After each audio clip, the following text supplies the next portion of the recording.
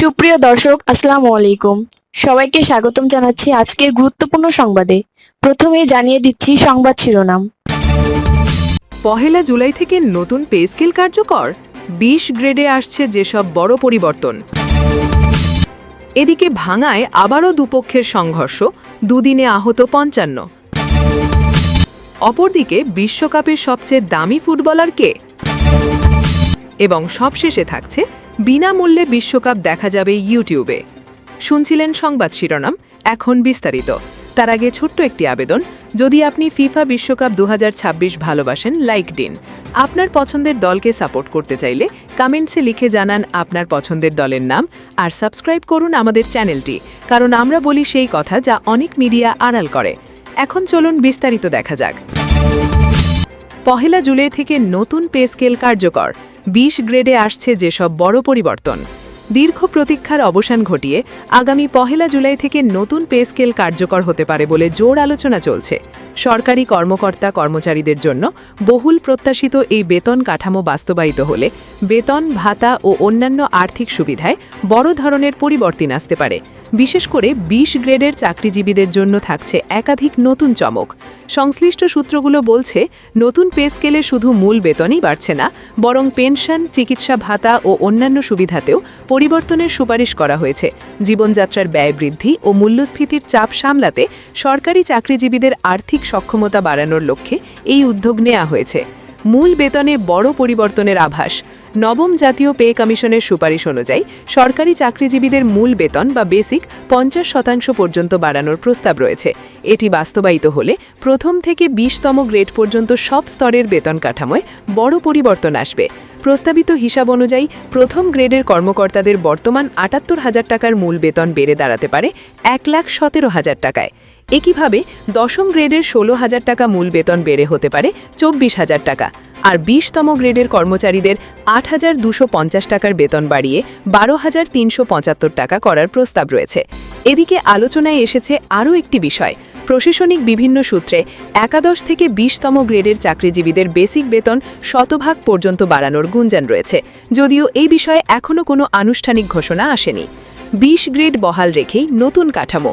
নতুন পে স্কেলে সরকারি চাকরির বিদ্যমান ২০টি গ্রেড বহাল রাখার সুপারিশ করা হয়েছে। একই সঙ্গে সর্বনিম্ন ও সর্বোচ্চ বেতনের ব্যবধান কিছুটা কমিয়ে আনার চিন্তাও রয়েছে।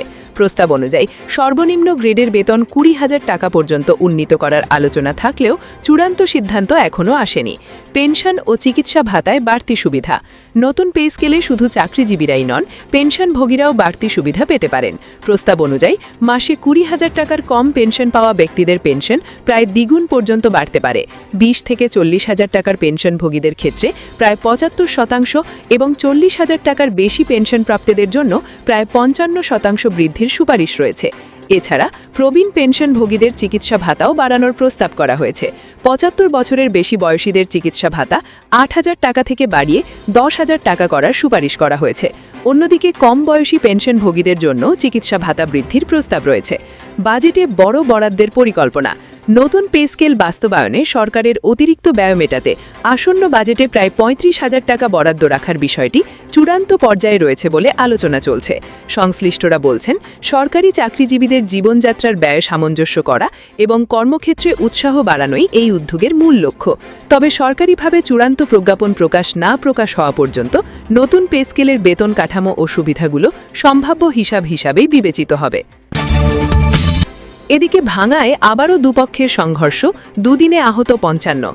ফরিদপুরের ভাঙায় ইউপি চেয়ারম্যানকে নিয়ে সামাজিক যোগাযোগ মাধ্যম ফেসবুকে ভিডিও ছড়িয়ে দেওয়ার ঘটনাকে কেন্দ্র করে আবারও দুপক্ষের মধ্যে সংঘর্ষের ঘটনা ঘটেছে। এতে উভয় পক্ষের অন্তত ২৫ জন আহত হয়েছেন। শনিবার সকালে ভাঙা উপজেলার ঢাকা-বরিশাল মহাসড়কের চুমুরদ্বীপ বাবনতলা বাসস্ট্যান্ড এলাকায় এই সংঘর্ষের ঘটনা ঘটেছে। এর আগে গতকাল শুক্রবার একই ঘটনায় সংঘর্ষে আহত হয়েছেন আরও ৩০ জন। স্থানীয় সূত্রে জানা যায়, দ্বিতীয় দিনে সংঘর্ষের সময় দুপক্ষ দেশীয় অস্ত্র নিয়ে মুখোমুখি অবস্থান নিয়ে ধাওয়া ও পাল্টা ধাওয়া চালানোর পাশাপাশি ইট পাটকেল নিক্ষেপ করা হয়। এই সময় ভাঙা ফরিদপুর বরিশাল মহাসড়কে সকল ধরনের যানবাহন চলাচল বন্ধ হয়ে যায়। খবর পেয়ে হাইওয়ে থানা পুলিশ ও স্থানীয় থানা পুলিশ পৌঁছে পরিস্থিতি নিয়ন্ত্রণে আনেন। সংঘর্ষকালে ভাঙচুর করা হয়েছে 10টি বাড়িঘর ও একটি চটপটি দোকানঘর। একই ঘটনাকে কেন্দ্র করে গত দুদিনে সংঘটিত সংঘর্ষে অর্ধশতাধিক আহত হয়েছেন। আহতদের ভাঙা উপজেলা স্বাস্থ্য কমপ্লেক্সে ও ফরিদপুর মেডিকেল কলেজ হাসপাতালে ভর্তি করা হয়েছে। পুলিশ ও স্থানীয় সূত্রে জানা গেছে, ঈদের কয়েকদিন আগে চুমুরদি ইউনিয়নের টিকটকার আকরাম শেখ চুমুরদি ইউনিয়ন পরিষদের ঈদের চাল আত্মসাতের অভিযোগ তুলে চেয়ারম্যান রফিকুল ইসলাম সোহাগ মোল্লার বিরুদ্ধে ভিডিও সামাজিক যোগাযোগ মাধ্যমে প্রচার করেন। ভিডিওটি ভাইরাল হওয়ায় উপজেলা প্রশাসনের পক্ষ থেকে বিষয়টির সত্যতা যাচাই করা হয়। ভিডিও প্রচারণা কেন্দ্র করে শুক্রবার সন্ধ্যায় বাবনতলা বাসস্ট্যান্ডে আকরাম শেখ ও চেয়ারম্যানের ভাই চন্দন মোল্লার মধ্যে কথা কাটাকাটি ও হাতাহাতির ঘটনার জের ধরে উভয় পক্ষের সমর্থকরা দেশীয় অস্ত্র নিয়ে সংঘর্ষে জড়িয়ে পড়ে। বিকেল 5টা থেকে শুরু হয়ে সন্ধে পর্যন্ত সংঘর্ষের ঘটনায় প্রায় 30 জন আহত হন। পূর্বদিনের ঘটনার জের ধরে রাতের বেলায় দুপক্ষের লোকজন দেশীয় অস্ত্র সংগ্রহ করতে থাকেন। শনিবার সকাল হতেই চেয়ারম্যান সোহাগের লোকজন ও টিকটকার আকরাম শেখের লোকজন দেশীয় অস্ত্র, ঢাল, সরকি, রামদা, চাইনিজ কুড়াল নিয়ে আবারও সংঘর্ষে লিপ্ত হয়ে ওঠে। হাইওয়ে সড়ক অবরোধ করে নিজেদের শক্তি পরীক্ষায় তারা ধাওয়া ও পাল্টা ধাওয়া চালানোর পাশাপাশি বাড়িঘরে হামলা ও ভাঙচুর করে। এই সময় সেখানে যুদ্ধক্ষেত্রে পরিণত হয়ে ওঠে। খবর পেয়ে পুলিশ উভয় পক্ষের উত্তেজিত লোকজনকে শান্ত করার চেষ্টা করে। পরে পরিস্থিতি নিয়ন্ত্রণ করতে পুলিশ বাধ্য হয়ে লাঠিচার্জ করে তাদের ছত্রভঙ্গ করে। সংঘর্ষে ক্ষতিগ্রস্ত মিনা বেগম জানান, ফেসবুক লাইভ নিয়ে দুই দলের সাথে সংঘর্ষ হয়েছে, কিন্তু আমার নিরপরাধ ভাইয়ের চটপটি দোকানটি ভাঙচুর করা হয়েছে। গরিবের উপর সবাই জুলুম অত্যাচার করে। তিনি চটপটি দোকান যারা ভেঙে ফেলেছে তাদের বিচার দাবি করেন। টিকটকার আকরাম শেখ জানান, তথ্য ভিত্তিতে ভিডিও প্রচার করেছি। চেয়ারম্যানের ভাই ও তাদের লোকজন আমার ওপর হামলা চালানোর ঘটনায় আমাদের লোকজন তার প্রতিবাদ করেছে। তিনি হামলার জন্য চেয়ারম্যানকে দায়ী করে বিচার দাবি করেন। চুমুরদি ইউনিয়ন পরিষদের চেয়ারম্যান রফিকুল ইসলাম সোহাগ মোল্লা বলেন, তথ্য যাচাই না করে আমার বিরুদ্ধে অপপ্রচার চালানো হয়েছে। এই নিয়ে কথা বলতে গেলে শুক্রবার বিকেলে প্রতিপক্ষের লোকজন হামলা চালানোর ঘটনায় এই সংঘর্ষ ছড়িয়ে পড়ে। ভাঙা থানার ওসি মিজানুর রহমান জানান, গতকাল শুক্রবার বিকেলে ও আজ শনিবার সকালে দু দফায় দু গ্রুপের সংঘর্ষের ঘটনায় পরিস্থিতি নিয়ন্ত্রণ করেছে পুলিশ। এই ঘটনায় সেখানে অতিরিক্ত পুলিশ মোতায়েন করা হয়েছে বলে জানান। অপরদিকে বিশ্বকাপের সবচেয়ে দামি ফুটবলার কে? সবকিছু ঠিক থাকলে 11 দিন পর মাঠে গড়াবে ফুটবল বিশ্বকাপ। এবারের বিশ্বকাপের আয়োজক দেশ যুক্তরাষ্ট্র, মেক্সিকো ও কানাডা। আসন্ন এই বিশ্বকাপের সবচেয়ে দামি ফুটবলার কে, তার পারিশ্রমিক কত? সাম্প্রতিক পরিসংখ্যান বলছে, বিশ্ব ফুটবলের নতুন তারকারা বয়সে যত তরুণ হচ্ছেন, দামের দিক থেকে ততই ছাড়িয়ে যাচ্ছেন সবাইকে।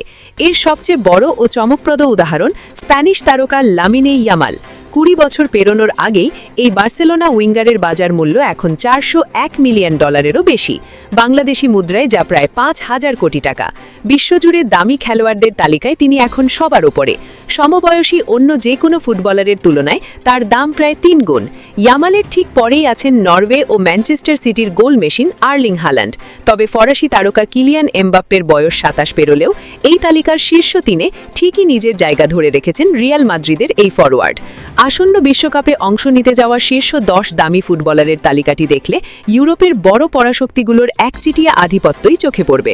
এই তালিকায় রিয়াল মাদ্রিদের 3 জন, বার্সেলোনার 2 জন ও ফরাসি ক্লাব পিএসজির 2 জনের জায়গা হয়েছে।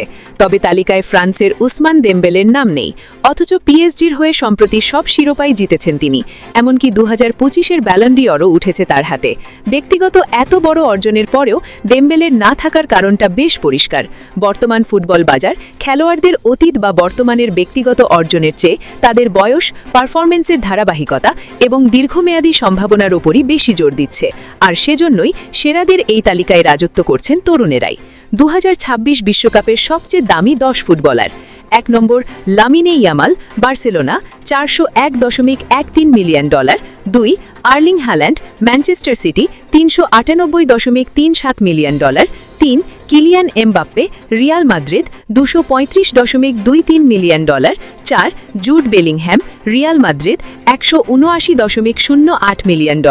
5 Michael Olise, Bayern Munich, $160.10 million. 6 Florian Wirtz, Liverpool, $158.76 million. 7 Desire Doue, PSG, $157.34 million. 8 Joao Neves, PSG, $152.78 million. 9 Arda Guler, Real Madrid, $152.43 million. 10 Pedri, Barcelona, $152.05 million. এবং সবশেষে থাকছে, বিনামূল্যে বিশ্বকাপ দেখা যাবে ইউটিউবে। 11 জুন শুরু হতে যাওয়া ফুটবল বিশ্বকাপ দেখা যাবে ইউটিউবে। এটা শুধু ব্রাজিলের নাগরিকদের জন্য। তারা 4K রেজলিউশনে ম্যাচগুলো স্ট্রিম করতে পরিকল্পনা করছে। ভারত বাংলাদেশ ভক্ত সমর্থকরা ইউটিউব বা টুইচ চ্যানেল খুললেও সরাসরি সম্প্রচারিতকৃত ম্যাচগুলো দেখতে পারবে না, কারণ ভারত ছাড়া অন্য অঞ্চলের জন্য এই চ্যানেল লক করা থাকবে। কেজি টিভির মূল সংস্থা লাইভ মোড কেবল ব্রাজিলিয়ান অঞ্চলের জন্য ডিজিটাল স্বত্ব কিনেছে। আনুষ্ঠানিকভাবে ঘোষণা না এলেও জানা গেছে ভারতে বিশ্বকাপ ম্যাচগুলো সম্প্রচারের দৌড়ে এগিয়ে থাকবে জি, তাদের স্পোর্টস চ্যানেল ও জি5 অ্যাপের মাধ্যমে ম্যাচ দেখাবে। তবে ক্রিস্টিয়ানো রোনাল্ডোর বিনিয়োগ করা একটি ইউটিউব চ্যানেল থেকে বিশ্বকাপের 104 ম্যাচ বিনামূল্যে দেখা যাবে। সৌদি প্রো লিগ চ্যাম্পিয়ন আল নাসেরের রোনাল্ডো সম্প্রতি Brazilian sports media company live মোডে বিনিয়োগ করেছেন। এই কোম্পানির সঙ্গে অংশীদারিত্ব চুক্তি করেছে কেজি টিভি। এই ইউটিউব প্ল্যাটফর্ম বিশ্বকাপের ম্যাচগুলো বিনামূল্যে সরাসরি সম্প্রচার করবে, কিন্তু এই সুবিধা পাবে কেবল ব্রাজিল।